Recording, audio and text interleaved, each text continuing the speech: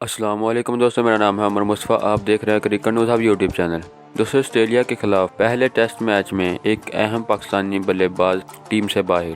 دوستوں، یہ بلے باز کون ہے اور اس کو ٹیم سے باہر کرنے کی کیا وجہ بنی، جاننے کے لیے اس ویڈیو کو پورا دیکھتے رہیے. اگر آپ بھی کرکٹ لور ہیں تو اس ویڈیو کے نیچے دیے گئے اس لال کلر کے سبسکرائب بٹن پر کلک کریں اور ساتھ موجود گھنٹی کے نشان کو بھی کلک کر لیں تاکہ آپ کو کرکٹ سے جڑی ہر خبر سب سے پہلے ملتی رہے.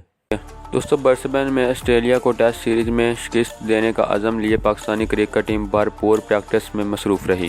قومی کرکٹ ٹیم کی جانب سے گابا ٹیسٹ کے لیے برسبین میں پریکٹس کا یہ دوسرا روز تھا. پاکستانی ٹیم کے ہیڈ کوچ مصباح الحق نے کھلاڑیوں کو بیٹنگ کی ٹپس دیں، جبکہ نیٹس میں قومی بلے باز نے جم کر پریکٹس کی. پریکٹس سیشن کے دوران عابد علی کو بھی وکٹ کیپنگ کی مشقیں کرائی گئی، جبکہ بولرز نے ٹیسٹ میچز میں آسٹریلیائی بلے بازوں کو ٹف ٹائم دینے کے لیے لائن لینتھ پر توجہ مرکوز کر لی. بتایا گیا ہے کہ پاکستان کرکٹ ٹیم کے وکٹ کیپر بلے باز آسٹریلیا میں پریکٹس میچ کے دوران زخمی ہو گئے تھے.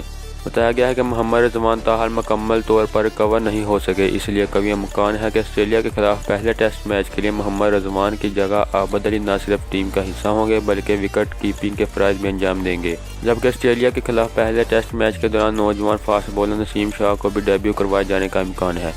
واضح ہے کہ پاکستان اور آسٹریلیا کے درمیان پہلا ٹیسٹ 21 نومبر سے برسبن میں ہوگا. دوستو، اس سے صاف ظاہر ہوتا ہے کہ آسٹریلیا کے خلاف پہلے ٹیسٹ میچ میں وکٹ کیپنگ بلے باز محمد رضوان کی عدم شرکت کا امکان ہے.